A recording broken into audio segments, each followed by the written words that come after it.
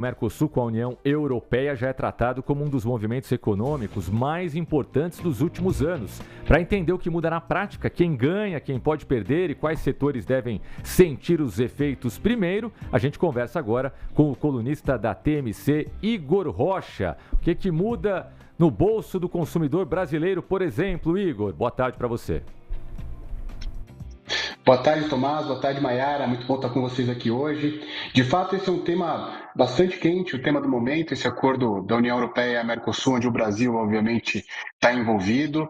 É um acordo que tem resultados bastante assimétricos, quer dizer isso, resultados bastante distintos entre os países e entre os setores, né?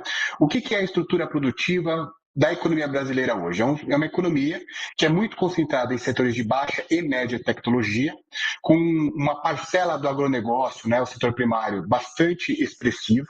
E, nesse sentido, esse acordo tende, obviamente, a trazer bons frutos, sobretudo para o agronegócio brasileiro, que é muito competitivo. É exatamente por isso que a gente vê, né, os agricultores franceses fazendo protestos, né, ao longo dessa semana na França, exatamente contra isso, porque eles sabem, obviamente, que do ponto de vista competitivo o Brasil é muito bom, né, no seu agronegócio.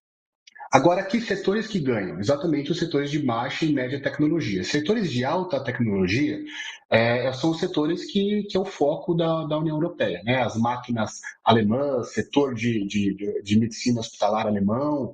Então, são setores que, obviamente, estão circunscritos exatamente em média e alta tecnologia e tende a ser muito competitivo aqui no Brasil. Daí podem nos perguntar, mas isso não é ruim para o Brasil? Sim e não. Tá certo? Porque é muito mais fácil você fazer uma política para manter o que você tem hoje, que são esses setores, né, de baixo e médio, do que fazer uma política nova que a gente não sabe aonde que pode levar. Então, do ponto de vista de competitividade, de retorno exatamente para o Brasil, esse acordo ele é positivo porque vai beneficiar exatamente esses setores, vai beneficiar a nossa indústria extrativa também.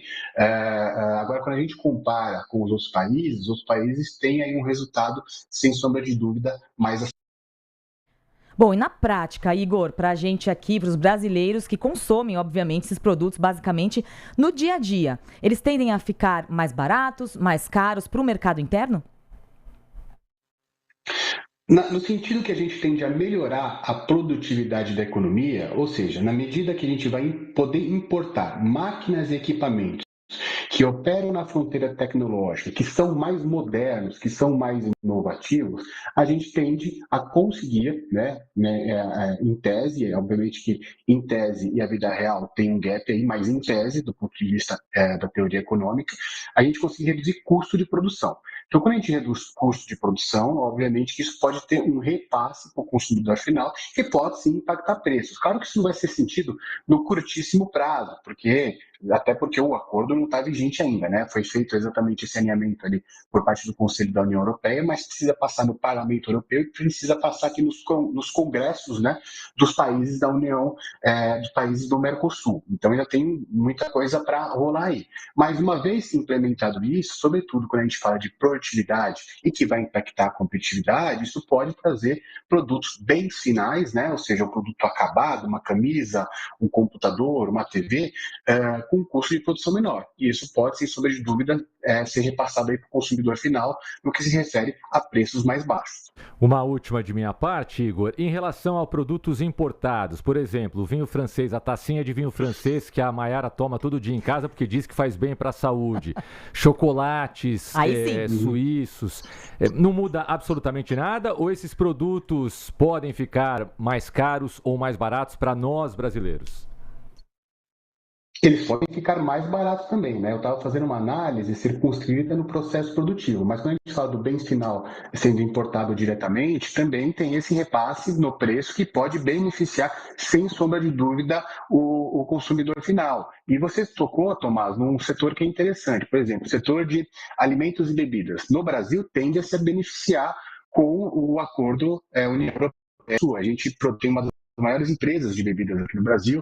O nosso setor de alimentos é muito grande, né? O nosso setor ligado ao agronegócio é a indústria, alimentos é um setor muito ligado ao nosso agronegócio, que, como eu já disse, a gente tem uma vantagem competitiva extraordinária. Então, esses setores, seja do ponto de vista para a gente ganhar competitividade lá fora, é muito positivo. Esses produtos finais que você citou, o chocolate, o vinho, um outro tipo de bebida que é importado, também tende a sentir exatamente essa queda dos preços. Muito bem, você viu, né, Igor?